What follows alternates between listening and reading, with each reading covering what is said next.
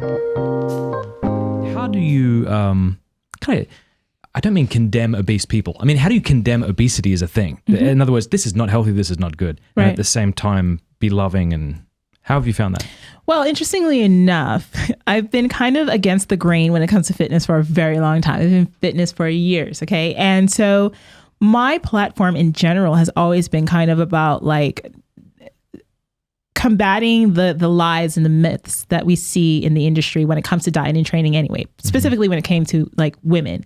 So I think that me having that reputation, like it's like, oh, she's no nonsense and she's going to tell you like it is, but she's always going to do it with compassion. That's kind of always been my thing. Okay. So when I decided to look at this issue, seeing how far it's growing with the push on social media and realizing like, hey guys, like let's wake up here. All of you that are saying that you're healthy and obese, like there have been literal studies and here they are. Let me lay them out for you where, yeah, you can be young and you can be healthy and obese at the same time, but it always catches up to you. It always does. Study after study shows this. And it's like, we have such an urgency now that like, I don't have time to be stopped. Like, listen, these young 20-something-year-old, 30-something-year-old women in about 20 years from now, if you don't die, then you're going to be regretting trying to now get yourself healthy after years of like doing all this stuff.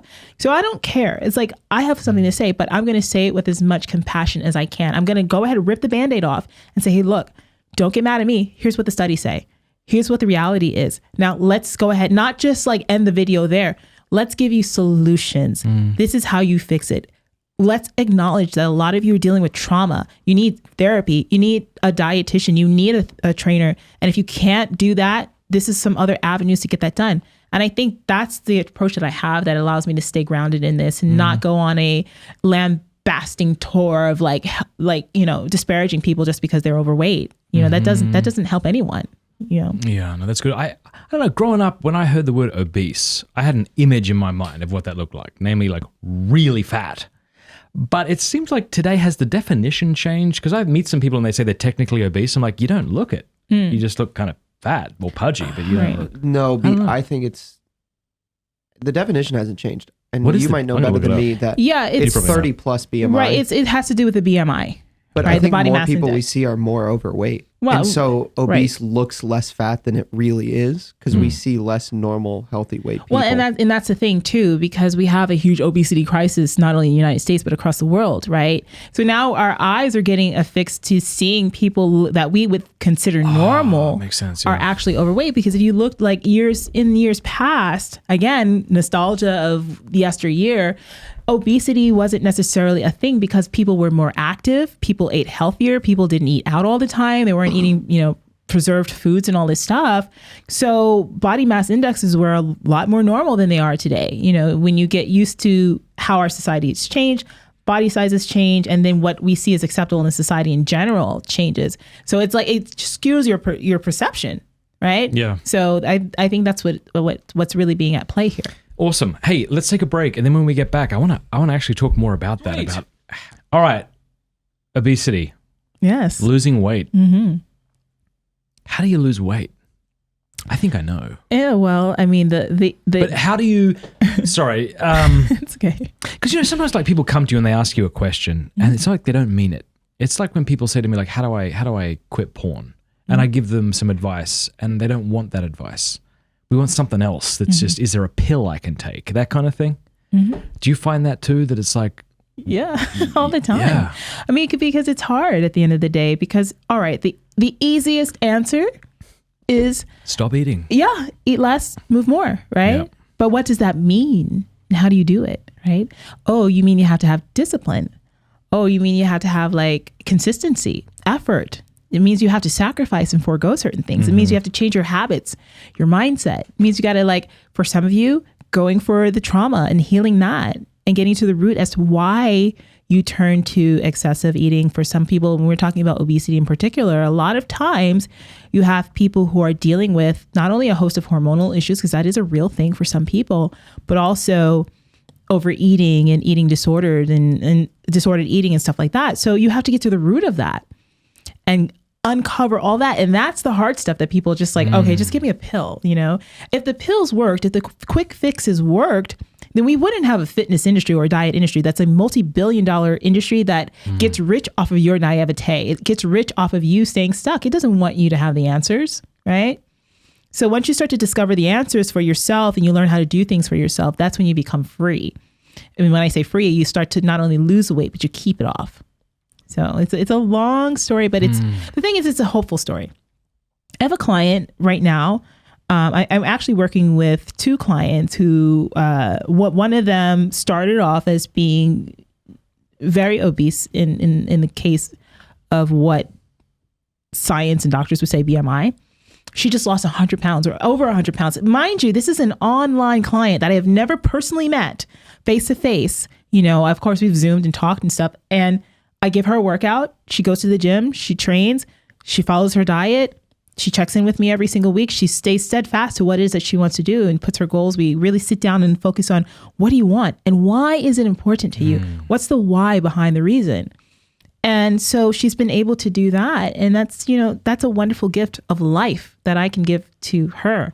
You know, another client of mine right now, he's down about 30 pounds and he is a very heavy guy. He's very tall, but he weighs a lot. I'm not going to say how much he weighs, but we could have at least a good 200 to 300 pounds to lose, you know, on his frame alone. And so again, it's just like retraining him how to approach food. He lives in the South, all this good Southern food. It's like, oh, honey, listen, we got to get that together. We got to get you may not be able to work out, but can you walk 1,000 steps a day? You know, now you're doing 3,000 steps. Fantastic. How can we add little things to change your life? Not just here's a diet and starve yourself. That's easy. How do we change your life and give you the tools to be able to keep it off forever? And that's kind of my approach to this whole fitness thing. Just being in Guatemala, we spent a few weeks in Antigua and we realized that we were probably walking about 2 hours a day. Even my wife, with all of her health issues, she was doing much better there because it's a very walk-friendly town and we would just walk everywhere. We didn't have a car. And it made me think of how little I often walk here.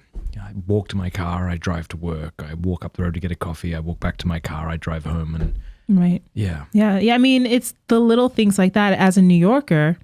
Or as a New Yorker, we walk everywhere. Like I didn't even get a license until I was moving to LA. I got it like the month before I moved to LA. How about that? Okay, yeah. Grace of God, because I almost failed that test with the excessive maneuvers in my parallel parking. But when I moved to LA, it wasn't until the pandemic did have some fruits because I did realize I use my car so much. It's such a car-driven city. Like I would go to the grocery store, which is like 5 minutes from my house, in my car when I could just take a cart and walk there, right? But you kind of feel like an idiot. The way the city is set up, and I don't know LA that well, but there's sometimes where it's like, it seems very dangerous to walk on these sidewalks. Well, people are almost surprised why you would even use it. Yeah, well, there's a song from the 80s that's very popular. It's called Nobody Walks in LA, okay? That's the name of the song. And it's a very catchy tune, but it's the truth. It's like people look at you like, why are you walking? Like, whoa.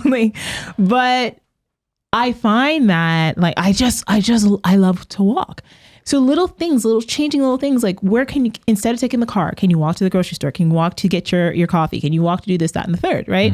So it's the little things that count at the end. And here's an interesting study that came out sometime last year that just walking 8,000 steps a day or even closer to, if you can get up to 11,000, helps people who are obese to lose weight consistently and keep it off. Like just that little walking, right? Didn't say to run. It didn't say to do hours at the gym. Walking 8,000 to 11,000 steps a day.